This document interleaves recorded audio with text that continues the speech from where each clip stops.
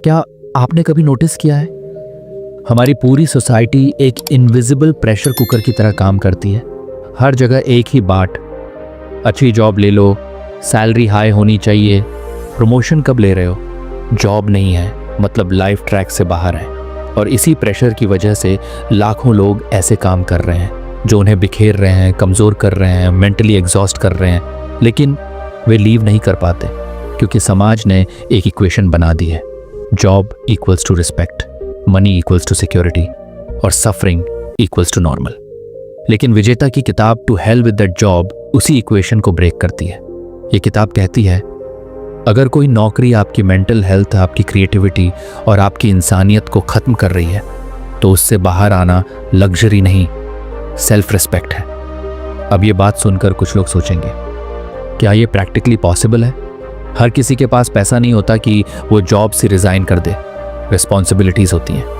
और यही सबसे इंटरेस्टिंग बात है, किताब इमोशंस नहीं बेचती, वो रियलिटी को एक्सपोज करती है। वो बताती है कि असली प्रॉब्लम जॉब नहीं है, जॉब के नाम पर होने वाला साइकोलॉजिकल एक्सप्लॉयटेशन है जो हम नॉर्मल मान चुके हैं। किताब के शुरुआती चैप्टर्स में एक बेहद रिलेटेबल सिचुएशन आती है। एक लड़की जो कॉर्पोरेट जॉब में काम करती है, रोज सुबह उठकर खुद को मोटिवेट करती है, बस आज समहाउ सरवाइव कर लूं, कल से बेहतर रूटीन शुरू करूंगी। लेकिन हर दिन वही लूप, टॉक्सिक बॉस, अनावश्यक डेडलाइन, अनुचित व्यवहार और शून्य प्रशंसा। आपने भी कभी ऐसा फील किया होगा, काम कर रहे हो लेकिन ग्रोथ नहीं, सैलरी मिल रही है लेकिन शांति नहीं, ऑफिस में हंस रहे हो लेकिन अंदर चिंता चल रही है। ये केवल एक इंसान की कहानी नहीं है, ये मिलियंस ऑफ एम्प्लॉयज़ की कहानी है, इंडिया से लेकर दुनिया तक। किताब का पहला इंसाइट है, किसी भी सिस्टम की सबसे बुरी चीज़ ये होती है कि वो एक्सप्लॉयटेशन को नॉर्मलाइज कर देता है। हम एक ऐसे काम से चिपके रहते हैं जिसे हम पसंद नहीं करते, सिर्फ इसीलिए क्योंकि सिस्टम ने हमें डर सिखाया है। डर कि जॉब चली गई तो क्या होगा, डर कि लोग जज करेंगे, स्टेबिलिटी चली जाएगी। लेकिन किताब कहती है कि इस डर का सोर्स जॉब नहीं, हमारी कंडीशनिंग है। आपने नोटिस किया होगा, जैसे ही आप किसी क्लोज रिलेटिव या दोस्त को कहते हैं कि यार जॉब करने का मन नहीं कर रहा है, तुरंत जवाब आएगा, आर यू मैड? ऐसे टाइम में जॉब से रिज़ाइन करेगा क्या? पर कोई ये नहीं पूछता, ऐसा क्यों चाहते हो? तुम ठीक तो हो? काम तुम्हें मेंटल प्रेशर दे रहा है? क्योंकि हमारी सोसाइटी प्रोडक्टिविटी को मेंटल हेल्थ से ऊपर मान चुकी है। बुक में एक बहुत पावरफुल एग्जाम्पल है।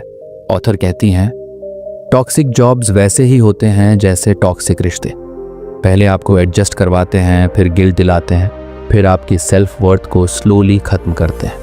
अगर आप ध्यान से सोचिए तो ये बिल्कुल ट्रू है।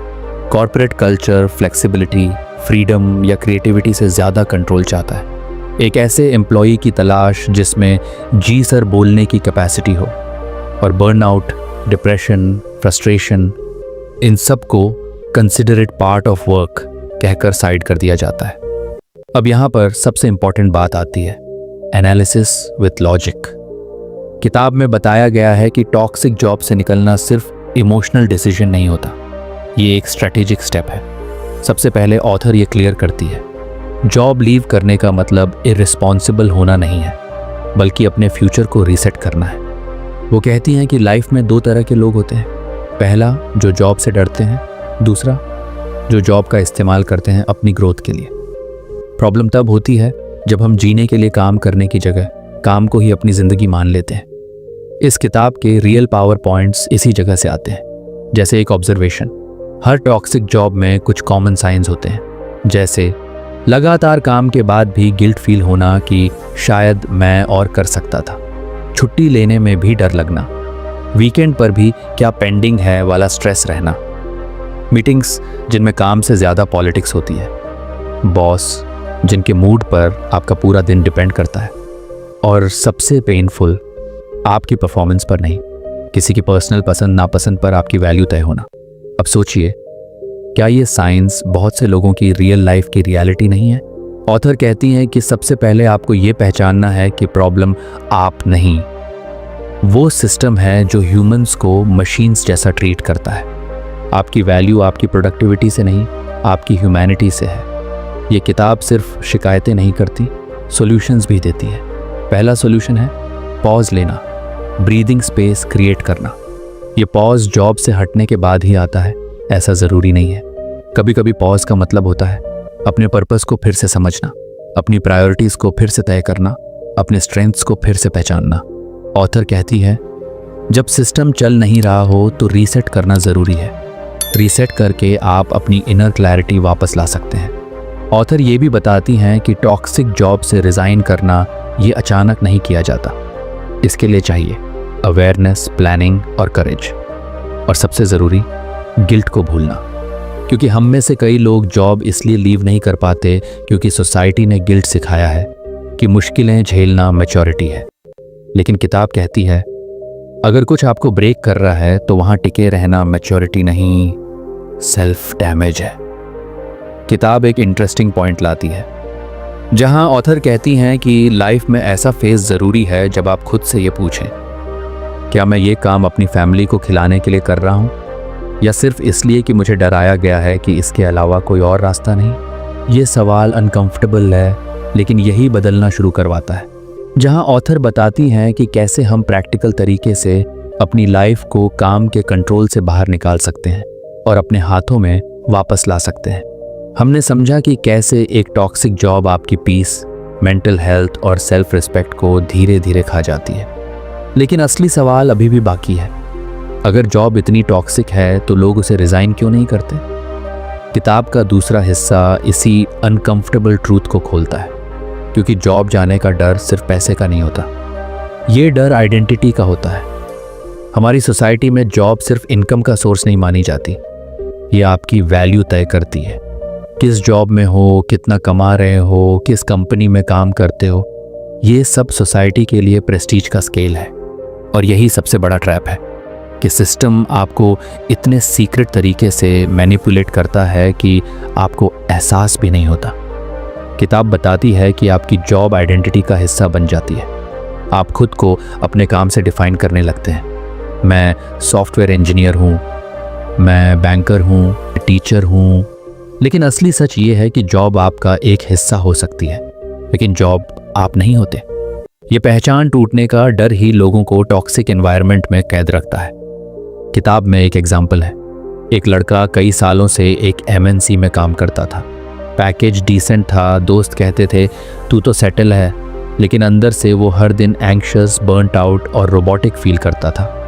फिर भी जॉब जाने की सोचते ही एक डर आता, इतने सालों की मेहनत का क्या, CV में गैप शो होने लगेगा तब माँ बाप क्या कहेंगे।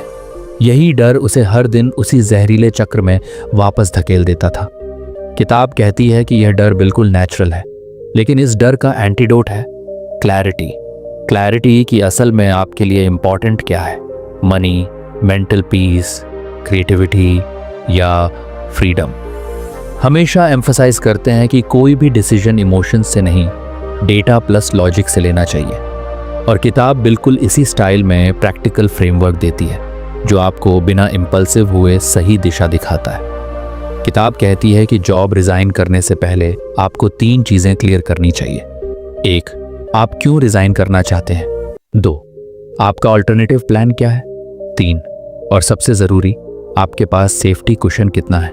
ऑथर कहती हैं कि बहुत लोग जॉब इसलिए नहीं लीव नहीं कर पाते क्योंकि उन्होंने कभी खुद से पूछा ही नहीं कि वो वास्तव में चाहते क्या हैं। उनकी पूरी ज़िंदगी बस सर्वाइवल मोड में चलती रही। आपने ध्यान दिया होगा, जब कोई बर्नआउट होता है तो उसे हर छोटी बात भी लगने लगती है, लेकिन बर्नआउट का सोर्स हमेशा वर्कलोड नहीं होता। कई बार अनफेयरनेस, डिसरिस्पेक्ट और मीनिंगलेस काम भी बर्नआउट पैदा करता है। किताब में एक लड़की की स्टोरी है।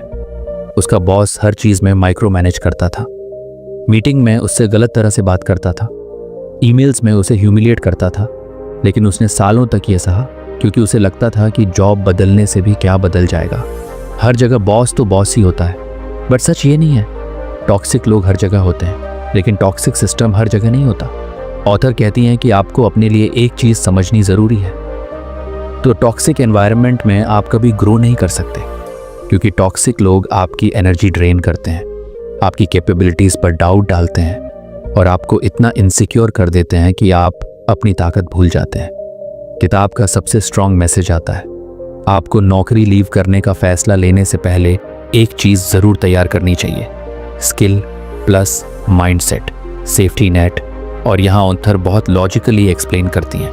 पहला, स्किल जॉब रिज़ाइन करने से पहले आपको कम से कम एक स्किल ऐसी रखनी चाहिए जिसका ऑल्टरनेट इस्तेमाल करके आप पैसा कमा सकें। Freelancing, teaching, consulting, content creation, small business, कुछ भी। स्किल आपको कॉन्फिडेंस देती है कि आप सिस्टम के गुलाम नहीं हैं। दूसरा, ऑथर कहती हैं कि टॉक्सिक जॉब में रहकर आपका माइंडसेट धीरे धीरे डरपोक और नेगेटिव हो जाता है।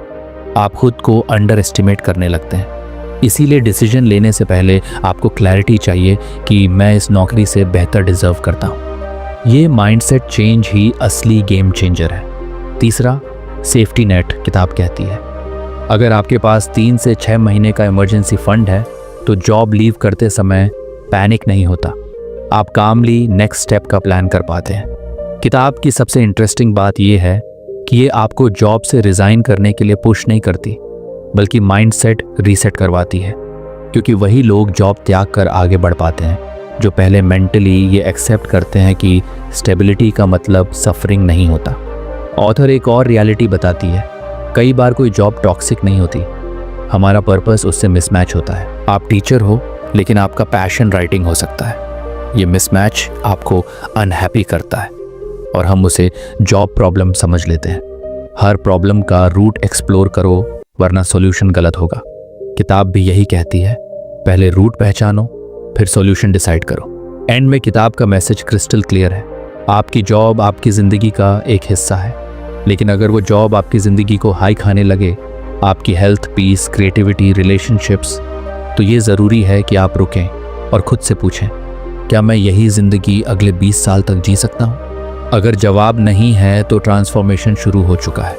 जॉब से निकलने के बाद लाइफ को कैसे रीबिल्ड करना है, कैसे आइडेंटिटी रीडिफाइन करनी है, कैसे नया पाथ चुनना है और कैसे गिल्ट या डर को पीछे करना है। हम क्यों फंसते हैं और इससे बाहर निकलने का असली रास्ता क्या है? कई बार हम किसी भी जॉब में, किसी भी रिलेशनशिप में या किसी भी टॉक्सिक एनवायरनमेंट में इतने लंबे समय तक सिर्फ इसलिए टिके रहते हैं क्योंकि हम अपने अंदर बैठी एक झूठी आवाज़ पर यकीन कर लेते हैं, शायद मेरी लाइफ इससे बेहतर हो ही नहीं सकती। हम अपनी ज़िंदगी में सबसे ज़्यादा नुकसान तब करते हैं जब हम मीडियोक्रिटी को नॉर्मल समझना शुरू कर देते हैं। आपने गौर किया होगा, जब आप अपने कंफर्ट जोन में बहुत लंबे समय तक फंसे रहते हैं तो एक समय बाद दिमाग ही नए रास्तों को रिस्क समझने लगता है और पुराने दर्द को एक्सेप्टेबल। इसका सबसे क्लासिक एग्जाम्पल है, people literally stay in jobs that drain them just because they fear uncertainty. आप एक कमरे में हैं, अब ज़रा इमेजिन कीजिए, कमरे में अंधेरा है, कुछ भरा भरा और बदबूदार, लेकिन आप उससे बाहर नहीं निकलते क्योंकि आपको पता नहीं बाहर क्या है, क्योंकि आपने कभी दरवाज़ा खोलकर देखा ही नहीं। तो आपका दिमाग ऑटोमेटिकली मान लेता है शायद बाहर इससे भी बुरा होगा। और यही वजह है कि हम रिज़ाइन जैसे सिंपल डिसीजंस भी सालों तक पेंडिंग रखते हैं। विजेता इसी साइकोलॉजी को एक्सप्लेन करते हुए कहती हैं, फियर ऑफ द अननोन आपको आपकी ही ज़िंदगी का कैदी बना देता है। आप बार बार खुद से कहते हैं, चलो आज नहीं, कल देख लेंगे, चलो एक आध साल और टेक लेता हूँ, एक्सपीरियंस के बाद चेंज करूँगा। लेकिन सच ये है, आपका कल कभी आता ही नहीं क्योंकि हर बार आपका दिमाग वही कंफर्ट लूप एक्टिवेट कर देता है। और अब यहाँ आपको एक चीज़ समझनी होगी, लाइफ में बेटर अपॉर्चुनिटी मिलती नहीं है, उसे खोजना पड़ता है। और उसे खोजने का पहला स्टेप है खुद को स्टैग्नेंट सिचुएशन से बाहर निकालने की हिम्मत करना। अब मान लीजिए आप ये स्टेप ले भी लेते हैं तो